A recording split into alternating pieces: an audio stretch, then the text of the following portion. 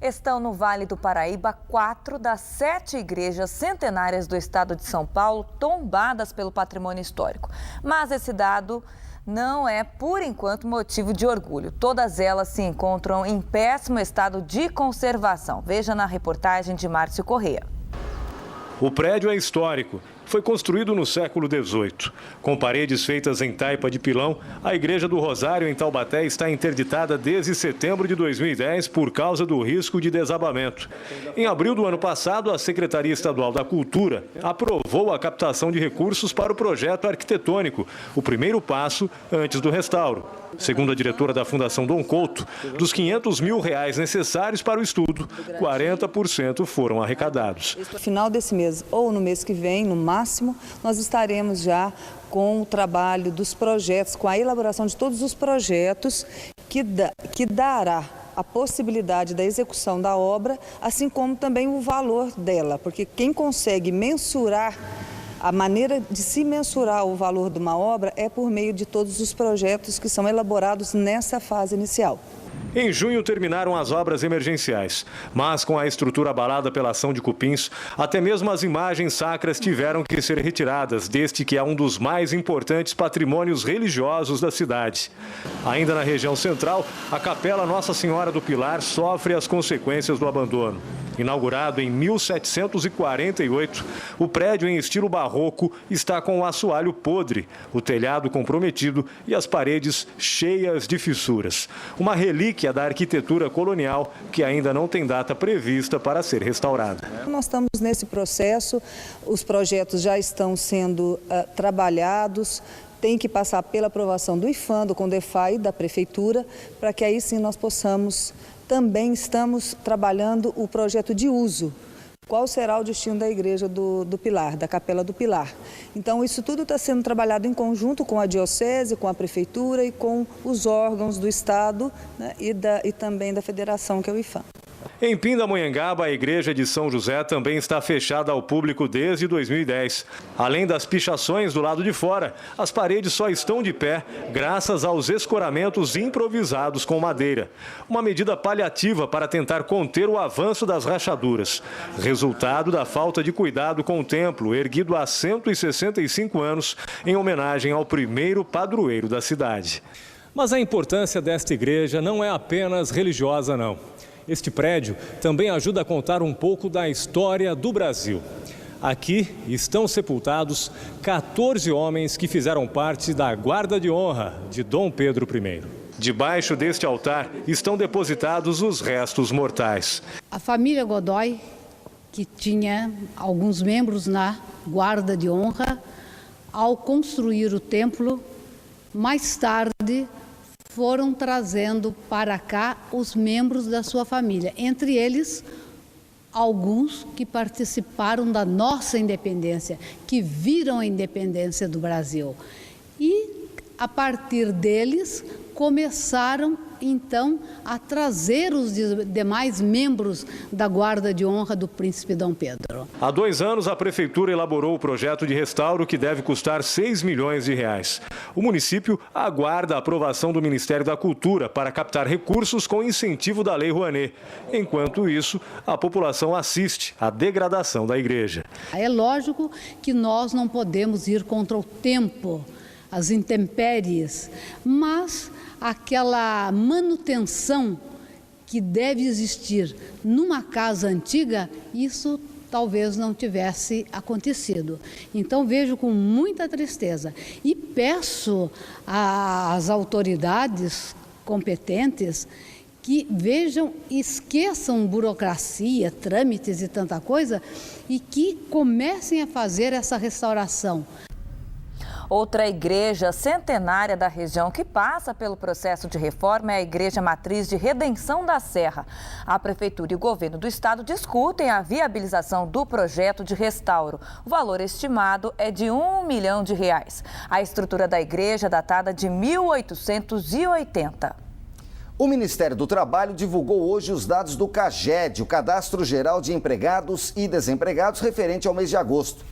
As 3 maiores cidades da região apresentaram um saldo positivo na geração de empregos. São José dos Campos foi a que teve o melhor resultado. O município fechou o mês de agosto com a criação de 869 postos de trabalho.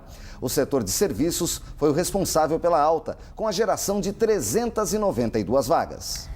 Jacareí vem na sequência de São José. O município criou 156 vagas em agosto. O setor de serviços também foi o principal responsável pela alta, com a criação de 170 postos de trabalho. Taubaté também fechou no azul, com a geração de 92 vagas no mercado. No município, o comércio foi o que mais gerou, com a criação de 198 postos de trabalho. Amanhã é o último dia do inverno. A primavera chega no domingo, mas o calor já se antecipou. O fim de semana será quente em toda a região. Vamos para a previsão do tempo? Mônica Arruda. No sábado, haverá sol com variação de nebulosidade em praticamente toda a região. As temperaturas estarão elevadas e, por causa do calor, pode chover à tarde. Vamos às temperaturas? Mínimas de 10 graus em Campos do Jordão, 15 graus em Cunha, 16 em São José dos Campos e 18 graus em Taubaté. Já as máximas chegam aos 28 graus em Jacareí, 29 graus em Lorena e São Bento do Sapucaí e 32 graus em Ubatuba. E olha só, a tendência para o domingo é de tempo quente, com chuva no fim do dia.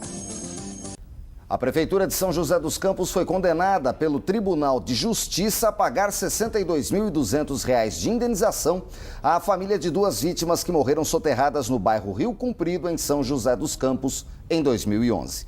A tragédia aconteceu no dia 10 de janeiro daquele ano, quando uma enchente tomou o bairro e causou deslizamento de terra. As vítimas, de 26 e 54 anos, morreram soterradas.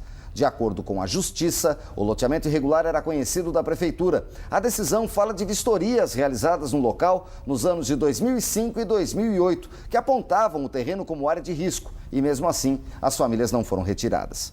A Prefeitura aguarda a notificação para analisar a decisão e se manifestar sobre ela. A Câmara de São José dos Campos votou ontem as alterações na nova lei de zoneamento da cidade. O projeto do prefeito Carlinhos Almeida, que altera 11 artigos da lei de zoneamento, foi aprovado por 17 votos a 3. A Prefeitura apresentou 11 novas alterações na lei de zoneamento. Entre as principais estão a permissão para a construção de empreendimentos comerciais próximos ao Parque Tecnológico, a criação de uma zona especial de interesse social na região do Putim para a construção de moradias populares e a mudança no zoneamento para permitir a instalação de bases de refinaria de petróleo na cidade. Após a aprovação na Câmara Municipal, as mudanças vão ser sancionadas pela Prefeitura. Nós entendemos que esse projeto de lei é importante porque ele ajuda no destravamento da economia e do crescimento da cidade, ele permite a implantação de maiores atividades e maior diversidade de atividades em algumas zonas da cidade. Nós continuamos na política de ampliar a possibilidade de implantação de habitação de interesse social, então também há uma criação de uma nova ZEIS para implantar programa habitacional em convênio Governo do Estado e Governo Federal, e também fizemos algumas correções em relação à lei anterior. O presidente da Associação dos Engenheiros e Arquitetos da cidade acredita que as alterações permitem mais construções e comércios, mas não concorda com uma das mudanças, que autoriza transformar o loteamento do Campo Belo, na região leste, em condomínio fechado. Ela não traz nenhum benefício para a cidade. Ela traz benefícios somente para as pessoas que moram ali e por se fechar um loteamento, naquele momento que fecha, você faz com que a cidade passe a pagar por um loteamento fechado. São José tem uma característica que alguns loteamentos foram fechados, mas não são condomínios fechados. São loteamentos que foram fechados, mas os serviços públicos todos continuam, como limpeza de rua, recolhimento de lixo, asfalto, iluminação pública, e tudo isso é dividido entre a cidade toda, só que é restrito a entrada. Para a Associação dos Engenheiros e Arquitetos de São José dos Campos, a maioria das alterações é importante, mas eles acreditam que é preciso reformular toda a lei de zoneamento do município. O mercado hoje da construção civil está parado na cidade em função de restrições na lei. A gente sente isso aqui na associação, que são profissionais, engenheiros e arquitetos, que que dependem de um bom zoneamento para poder estar fazendo seus projetos, estar executando suas obras, né? E a cidade está sentindo muito quando você tem uma lei que foi equivocada. O secretário disse que a reestruturação deve ser concluída no próximo ano. Internamente, a Secretaria de Planejamento, nós já iniciamos os estudos, já estamos providenciando a coleta de material, coleta de dados, mapas, reanálise da lei como um todo, identificando os pontos que são mais conflitantes, mais difíceis, mais complicados para a cidade, e nós devemos, então, construir uma nova lei de zoneamento. Temos um horizonte de ter esse trabalho concluído até o final de 2014, mais tardar início de 2015. Em Jacareí, Paulo César Hasman, que era secretário adjunto de obras, assumiu hoje a Secretaria de Infraestrutura, no lugar de Dalton Ferracioli. Ferracioli alegou motivos pessoais para deixar a pasta. A seguir, tem as notícias do esporte e a nossa agenda cultural. Agora, 7h12.